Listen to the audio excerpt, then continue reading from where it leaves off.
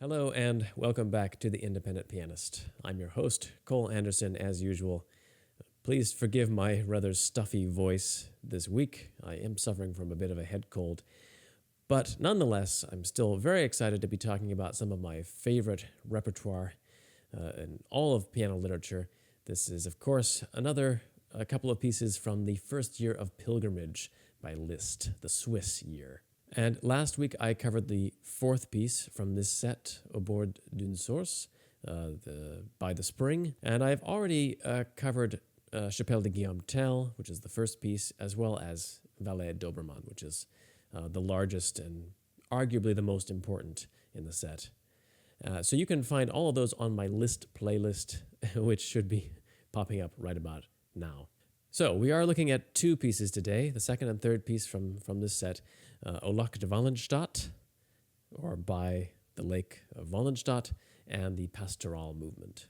Lake Wallenstadt is actually one of the largest lakes in Switzerland, and of course you can still see it today. It's featured in the thumbnail for this video. This was one of the stops that Liszt made with his runaway Countess Marie d'Agoult in 1835 as they were on their way to their more permanent home away from home in Geneva. They stayed there through most of 1836 as well after Marie gave birth to their first child, Blandine. I've touched on Marie d'Agoult a little bit in other videos. She was a very important literary figure in the 19th century in her own right, but of course also a very important figure in Liszt's life and an inspiration for many of his earlier works. Their later relationship became very strained and increasingly acrimonious after their eventual separation, but at this time they were at their most blissfully happy as they moved through this wonderful landscape in Switzerland. So they were by Lake Wallenstadt for a few days, sometime around June 20th, 1835. And much later, Marie d'Agoult kind of remembered this time. In her memoirs, she wrote, "The shores of Lake Wallenstadt detained us for a long time. Franz wrote for me there a melancholy harmony imitative of the sigh of the waves and the cadence of oars, which I have never been able to hear without weeping." Once again, Liszt quotes some relevant poetry here. This time it's a few lines from the third canto of Lord Byron's Childe Harold. "Thy contrasted lake, with the wild world I dwelt in, is a thing which warns me with its stillness to forsake earth's troubled waters for a purer spring." This was a very famous work, Childe Harold's Pilgrimage, at the time, but it's a little bit more obscure probably nowadays. I think not very many people go in for these kind of epic poems anymore, so I'll just give a little background on it. It was a kind of autobiographical work of Byron's. It's concerned with the wanderings of the eponymous hero, Childe Harold. Child, by the way, in this case, Childe, it's an antiquated term from the Middle Ages. It just refers to a nobleman's son who is not yet a knight. So they might be going through some kind of journeyman sort of experience before they earn their spurs, so to speak. At any rate, Harold wanders across Europe. He reflects on his wasted youth. In the third canto, he reaches Switzerland via the Rhine River, and he continues to reflect on his desires to reshape himself and on the beauty of the landscape. And of course, the connection to Liszt's life at the time couldn't be more obvious. He and Marie had just escaped from the quote-unquote wild world of Paris, where Liszt had been kind of a celebrity, involved in all this hubbub and competition with other pianists. And they were escaping also from the scandal of their union and all the confusion that went along with that to the stillness of the contrasted lake. So Lake Wallenstadt, but also just Switzerland, this kind of idyllic home away from home. So no wonder this might have brought tears to Marie's eyes when she kind of remembered this very idyllic and peaceful time, like a kind of a still point in the midst of many stormy events that they experienced together and apart. As befits the poetry, this is a very simple piece, although an extremely beautiful one. The entire piece is based on one figure, one ostinato figure in the left hand, just repeats over and over again, which imitates, of course, as Marie said, the sigh of the waves and the cadence of oars.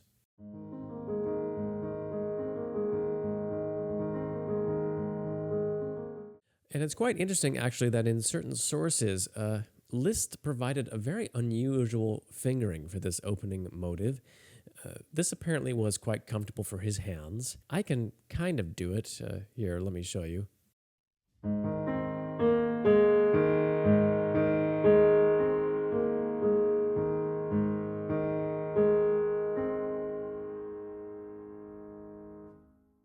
Yeah, so I can basically do it, but I certainly don't find it to be extremely comfortable or easy to control. I have to really splay my fingers out to make that happen. And for such a quiet and finely shaded kind of motive, I kind of wanted something with a little bit more control. So I ended up using this fingering instead.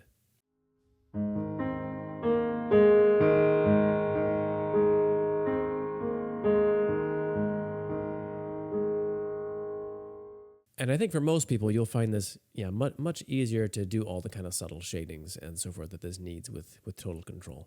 The main melody is also a very simple one. It's just a very pastoral kind of melody. And this effect is mainly created by his frequent use of perfect fourths and fifths.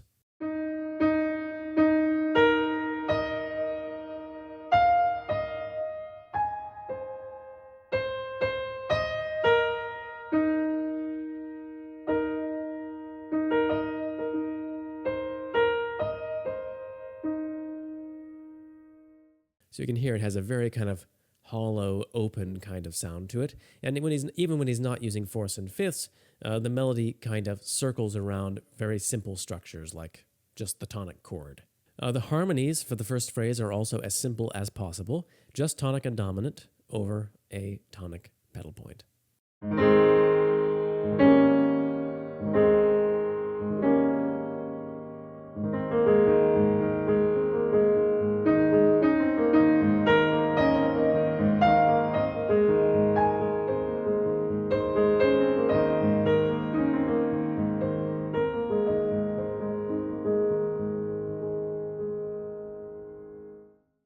Formally, the piece is also very simple, very poetic. After the first phrase is repeated in octaves, we have a contrasting phrase. And here Liszt wanders harmonically, but in a very poetic way, a very simple and transparent way.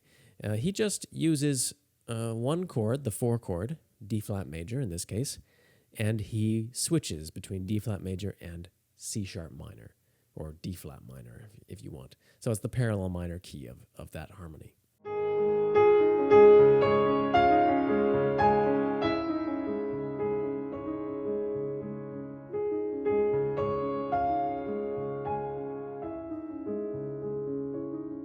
I don't know if it strikes you immediately, but this is a very Schubertian kind of moment.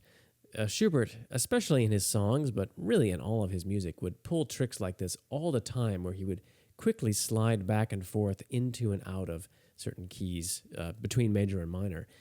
Of course, Schubert was already a musical hero for Liszt at this time, and we've already seen that before on this channel with the Wanderer Fantasy, the so-called Wanderer Fantasy that Schubert wrote and Liszt championed so much.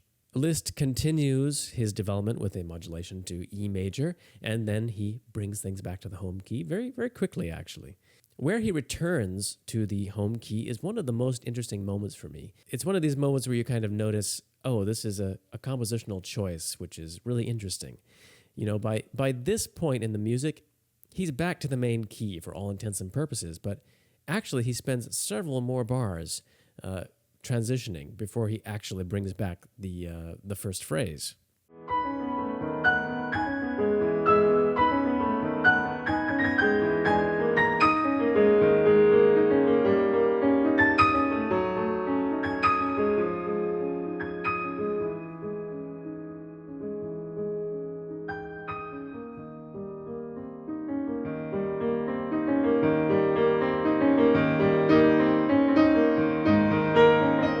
So there's no practical purpose for those measures. He doesn't need to have them there.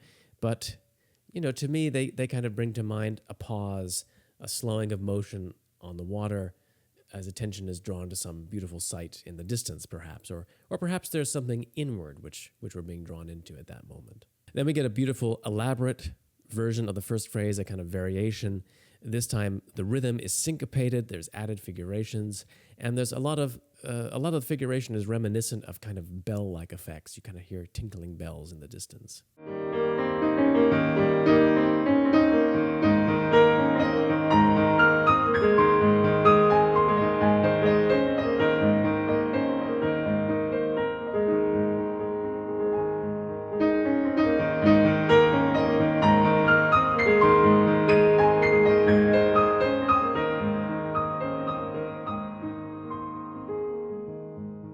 And just as an aside, there are many places in this whole set which seem to contain distant hints of bells. Maybe cowbells, kind of tinkling in the distance. It's such a frequent sound in the Swiss Alps.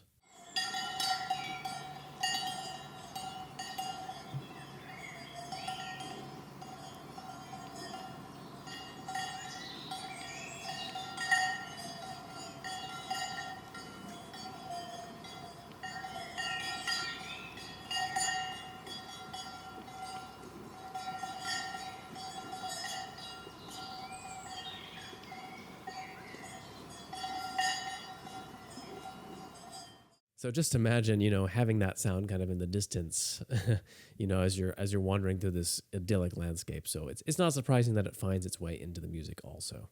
The ending of this piece is also just absolutely wonderful. Liszt really deconstructs the piece. So he takes this little fragment of the first phrase,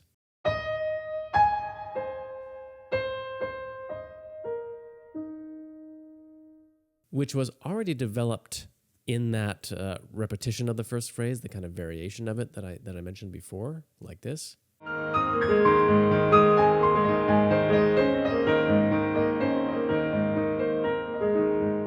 And he just plays with it and kind of improvises with it and lets the music just kind of fade away as we kind of reminisce about this little part of the theme.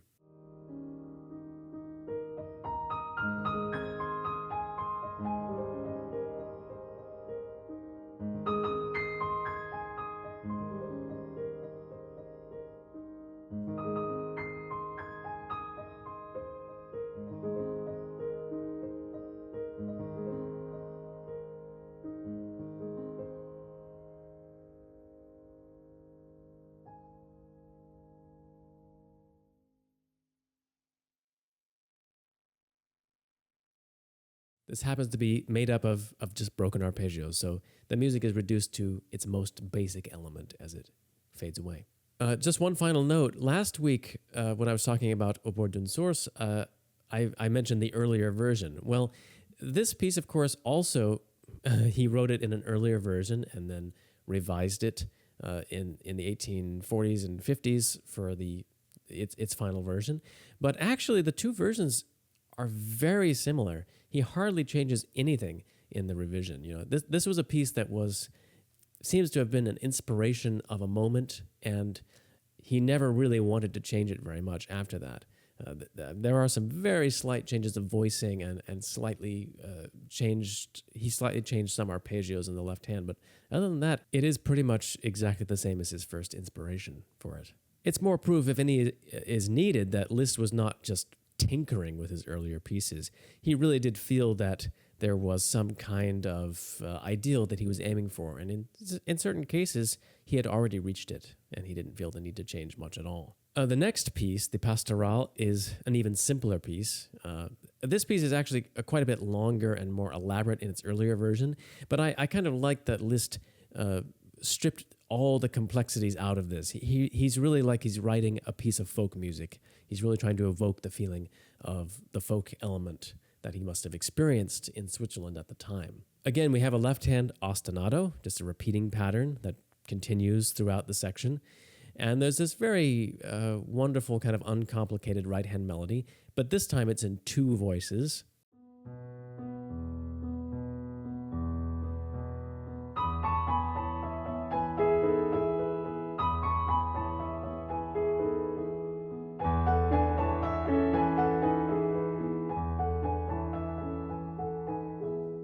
This whole opening kind of vaguely reminds me of these Baroque pastoral movements you would sometimes get in cantatas and oratorios.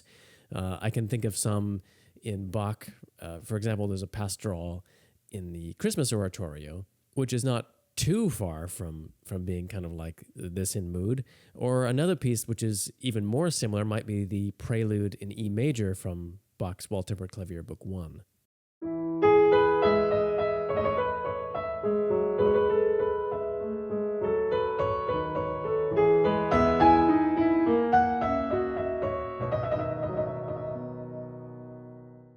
That piece is actually even a little bit more complicated than what Liszt is doing. Liszt's piece is very reductive, very simple, very folk-like, as I was saying. It doesn't even seem like Liszt is trying to incorporate a folk style into his own idiom. It's more like he's really trying to depict it. So to that end, there is basically no development, and there's only the two musical themes, two sections. The second idea is very rough and energetic. It makes me think of the sounds of some kind of loud woodwind instrument. That's what my mind immediately goes to. Something like a shawm or a bagpipe or something like that, which I believe were fairly common instruments among Swiss folk musicians at the time as well.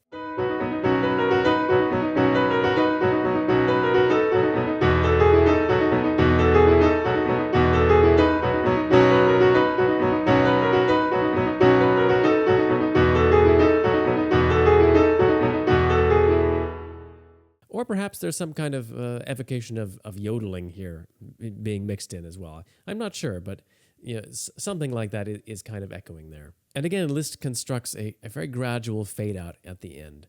The quality of kind of hearing things from a distance is always very compelling about being in the mountains to me. And there's also something undeniably kind of cinematic about this piece in particular. Of course, Liszt didn't know anything about cinema, that hadn't been invented yet, but it almost seems like a foretaste of that kind of effect, where you can see the image. That there's music that we're hearing from a distance, and then music that we hear close at hand, and at the end, the musicians that are closer to us are kind of gradually walking away and disappearing around a corner of the hills or something like that. To a certain extent, it kind of reminds me of things like Soirée dans Grenade by Debussy, the soirée in Granada, which has a similar effect of kind of cutting from place to place very rapidly, and of a feeling of music kind of moving in space. So thanks for your attention in this fairly lengthy discussion of two very short but very beautiful pieces. Stay tuned. The performances are coming up in just a moment. And please do support the channel. Of course, you can just do that by subscribing. Hit the subscribe button and the like button. Also, patreon.com is a great way to make financial donations. And I have other methods as well in the description box that you can use if you want to support the channel and help me to keep bringing you this content as long as possible. I take students as well, and I do performances, live performances. So if you want to book me for anything like that, just send me an email at cole@independentpianist.com. I'm also always happy to hear your comments in the comment section, or if you prefer to just drop me a private message via email. I try to reply to everything whenever I can. So love to hear from you. Thanks for watching. Take care, and see you next week.